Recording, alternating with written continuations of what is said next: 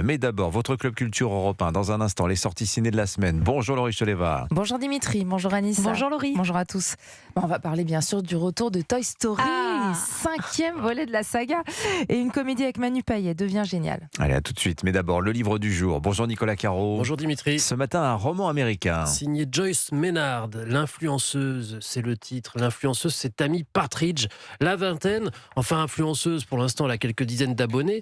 Pas assez pour attirer les sponsors et les collabs, n'est-ce pas? Mais c'est son objectif ultime. Alors, elle réussit à convaincre son petit ami Kevin de l'accompagner dans un road trip en van. La van life, tous les matins se lever devant des paysages à couper le souffle en traversant les États-Unis, mais aussi filmer leur enthousiasme et leurs disputes aussi, parce que selon Tammy, il faut être authentique pour attirer les abonnés. Et d'ailleurs, ça marche quand elle filme Kevin à son insu alors qu'il est en train de s'énerver. Autant dire que ça va pas le calmer. Mais pourquoi il s'énerve? Pour rien au début ou pas grand-chose. Tammy est sympa face caméra, mais dès que c'est éteint, elle est un peu pénible. Elle se plaint tout le temps, elle n'accepte rien, elle ne parle quasiment exclusivement que de son compte Instagram et comment le faire gonfler. Lui, Kevin, c'est pas du tout son truc, les réseaux sociaux, le voyage. Oui, mais les photos et vidéos sans arrêt, marre, d'autant que tout est fake. La plupart du temps, les paysages magnifiques, ils sont sur l'autoroute. Ce sont ses parents qui ont financé l'achat du van en faisant confiance à Kevin et Tammy, qui leur ont assuré qu'une marque de voiture leur en offrirait bientôt un flambant neuf. Mais trop peu d'abonnés, quelques-uns par jour seulement. Mais quand même, il y a quelques fans, dont une très fan, trop fan, et elle les suit à distance en traînant une caravane avec son chien à côté d'elle. Elle les espionne, elle est obsédée par Tammy. Et c'est un polar? Un peu. En tout cas, je peux vous le dire parce qu'on le sait à la première ligne. Une dépêche nous apprend que Tammy a été tuée par Kevin et qu'il s'est suicidé. Et ensuite, flashback, et plusieurs personnages prennent la parole à tour de rôle jusqu'à ce qu'on comprenne ce qui s'est passé. C'est court, c'est péchu, c'est tendu, c'est même drôle parfois, et virtuose dans la narration. C'est du Joyce Maynard, traduit par Laurence Richard. L'influenceuse, donc, c'est chez Philippe Ray. Merci beaucoup Nicolas Caro. Les sorties cinéma de la semaine, Laurie Choleva, avec donc le 5e volet d'une saga culte. Et voilà, cette musique qu'on entend un peu partout, c'est vraiment l'événement. Toy Story 5 qui sort aujourd'hui, retour de cette saga des studios Disney et Pixar, tellement appréciée par les petits et les grands. Alors dans cette nouvelle histoire, Woody, Buzz, Jessie sont confrontés à un nouveau problème, l'ère numérique et les tablettes.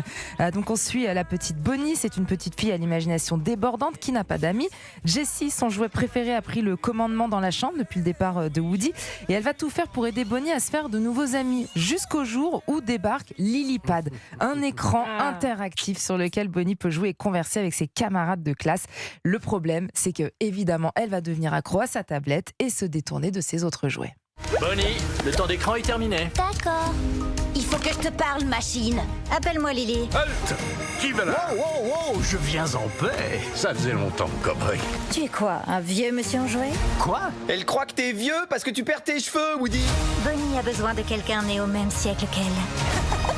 Adieu les jouets.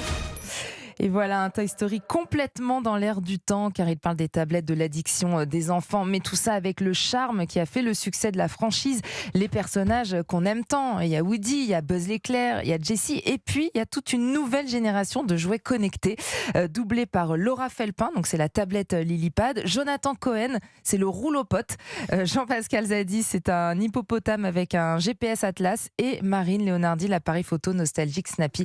C'est vraiment adorable et très réussi. Toy Story 5 donc, et puis une comédie tendre avec Manu Payet. Devient génial, oui, premier film. Payet, c'est vrai, on dit Payet.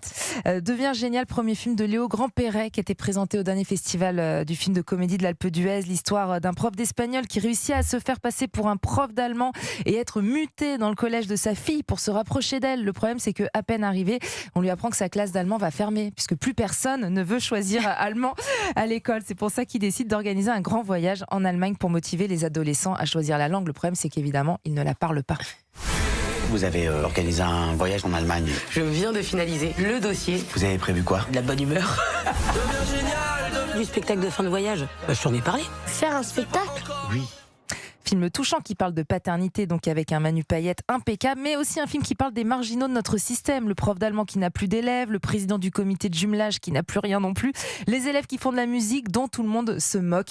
Voilà, c'est vraiment une comédie familiale, et puis tous les enfants aussi du film sont absolument géniaux. Merci. Comme la chanson. Merci Laurie Choleva.